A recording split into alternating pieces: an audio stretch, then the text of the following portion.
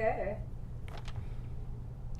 Hi, my name's Doree, and I have two wonderful guests today, Ed Fergusson and Brenda Fergusson, and we're going to have a conversation about weightlifting. So let's start with you, Ed. Tell us about what is weightlifting from your standpoint. Well, weightlifting as a sport is, that is competed for, is the snatch and the clean and jerk. And you win by getting at least one good snatch, one good clean and jerk, and you have a total. And so that's how you have it in competition. What about in everyday life? How does weightlifting show up? Well, weightlifting keeps you in very, very good condition. It's an overall lifting experience. That's why I like it, is that there are many times when you see people and they're using one muscle at a time, but that's not real life. What I like about weightlifting, the snatch, the clean and jerk, and the associated exercises like clean pulls and deadlifts and squats and everything, is your whole body is involved. The same as if you were at work or you were doing your gardening or whatever. It's normal that your whole body is involved, and that's why I like the sport of weightlifting, because it does just that. Okay, wow. And let's talk about why we weightlift. Brenda, why do you weightlift? What's in it for you? To keep in shape. Yes, as I'm getting older, of course, it's always harder, and bone density and falling, they're all hazards of getting older, and the weightlifting keeps my balance, and it's making me stronger, my legs and my arms, and I'm doing a little competing, which is a little challenging. Ooh, that sounds awesome. What about you? Why do you weightlift? What's in it for you, Coach? Well, if you want to go back, now of course I'm a level 3 Canadian weightlifting coach, plus I'm a level 2 international weightlifting official, so as far as the sport of weightlifting, I'm involved that way. But the reason I got into resistance training first and then gradually into weightlifting was because of a severe back injury. At the time I was working as a carpenter, and I injured my back before in a fall that damaged 8 discs in my back. I finally got to a chiropractor and straightened it out, but then, every time I moved, click. So I thought, so let's see if I can get stronger. So I started going to a gym and doing basic exercises like bench press and squats and deadlifts, built my whole body up, and certainly got an awful lot stronger. I mean, I went from deadlifting 40 pounds off the floor, and by the time I was 33, I was deadlifting 435 pounds, and in my 40s, regularly deadlifting 400 pounds.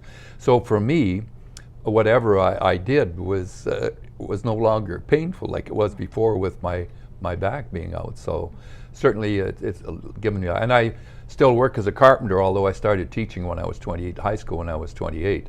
And so at age 83, I probably couldn't do what I do without the resistance training and weightlifting. Okay, so it brings quality to your life. Very much so, gives you quality. I mean, even for traveling. I mean, if people who have all these issues don't like to sit and travel in a car, drive around for 4 hours. For me, it's not an issue at all.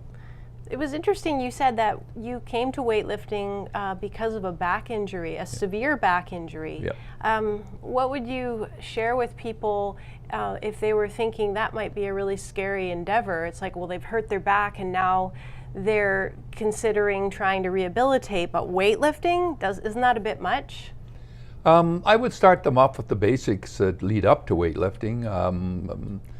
Back extensions, or glute ham extensions, if you would like to call it, is the single most important exercise they can do. I would start them off with that. And even when I start people weightlifting, like the young 16-year-old lady I'm starting now, we start with a broomstick. And so what I guess the best answer to that is you do what you can do and gradually try to get stronger. And as a certified weightlifting coach and with 55 years of experience, if you came to me, then I would certainly start you very, very slow and work up to what your capabilities are. Okay, and is that how you started, Brenda? Did you start very slowly and Well, yes, I had been going to the gym and doing all kinds of other exercises and kind of got bored with that, and being my coach handy, so I asked him to teach me the moves, and yes, I started with the broomstick and learning the technique and worked my way up. I'm still not a heavyweight lifter, but I can do the technique, and that's what counts. You say technique, and then earlier, Ed, you said something about single muscle exercises. So, like, just to make things clear, you're talking about technique, and some people might be thinking, technique, what's their technique in doing this? Can you clear that up for us? Well, what Brenda is talking about is the technique involved in actual weightlifting, like the snatch and the clean and jerk, and the associated exercises leading up to the snatch and the clean and jerk. There isn't a whole pile of technique to doing a bench press or curls, and we do neither one because they're counterproductive to what we're trying to do. So we do overall body exercises, and that's what Brenda's talking about. And over the years, people keep saying, lifters that are very high level, skilled lifters say, when they're asked about what's the most important thing, they'll say technique, technique, technique. As you get better, it's safer because you're not going to hurt yourself, and the weights will come up as your technique improves. So for regular gym stuff, there's not that much technique involved. There is a bit for squats and deadlifts, but very simple, and that's why it's recommended that those two exercises are principally used for the elderly to strengthen them up so they're not, as Brenda was talking about, lack of falling and the ability to move around and do things. Those two exercises do take a little bit of technique, but not like you would need for the snatch and the clean and jerk. Okay, thank you. Well, what if I was sort of intrigued by both of you? Looking at you, you're both healthy, vibrant people, and you're definitely strong. What if I was intrigued, and let's say I was over 60 and thinking that I might like to try this? What would that look like for me? Could I just walk into a gym and just start there, or what would you recommend, Ed? Well, what you would look around and ask questions, probably if you could go to a competition and talk to some of the coaches that were there, you can see that they know what they're doing. So you should have some confidence at that point. You need to have somebody who is certified, somebody that knows what they're doing, and experience in working with different levels of people, of course, would be a real asset. So go in, ask for a certified coach, and then just follow his order, because any truly certified coach will take you forward in very gradual, slow, step by step. Great. That's wonderful. Any last little words of encouragement for people that might be considering joining a weightlifting class or finding a coach to help them get started? Well, my point is to people when they ask me, well, what if I don't like it? My point is, no matter what you do, and I guess all my life I've been myself, and I've encouraged other people, for heaven's sakes, go and try it. Nobody has got a gun to your head and saying you have to stay there for 6 years. If you come in and you don't like it, then you can always leave. But for heaven's sakes, at least give yourself a chance and see, in fact, if it won't give you huge benefit, which it obviously has to me.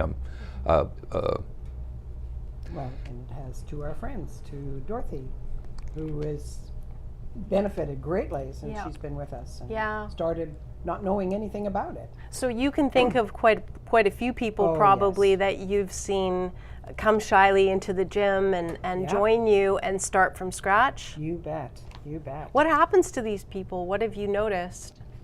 They build their confidence in themselves, improves their lifestyle, because of course now they're doing things that they couldn't do before. Like Dorothy has improved her wakeboarding, and because her legs are stronger. Yeah. And we have a friend in Edmonton who has improved her dragon boat racing because she's been working with us. So yeah, there's lots of them. So it helps you keep that quality of life You up bet. no matter what you choose to do in your spare time, or if you want to, like Ed, keep doing the carpentry and be able to scale the roof of his daughter's house and remove shingles. If that's what he wants to do at 83, he can do it. No. Well, no, says Brenda. It's been a pleasure speaking to you both about this wonderful lifestyle that you both live, and good luck this year with good luck in the coming year with your competition and upcoming events. One thing I might also add, Doree, is Sure. when you're talking about the age of people lifting, is that the youngest ones I know are 5, 6, 7 years old, and some of them are lifting quite well. There's a little girl in Spain that clean and jerks over her body weight. She's 7, and her older brother, 12 years old, actually lifts more weight than I can lift right now. He did a 70 kilo clean and jerk, and he's 12. So the oldest guy I ever competed against was in Edmonton at the Pan Ams. He was 91. Oh, inspiring. So there we have it. If there's any grandkids out there listening to this little interview, you go and grab Grandpa and Grandma and you take them to the gym. And you find Ed and Brenda. Thanks, guys. Thank you very much. Way to go, you guys.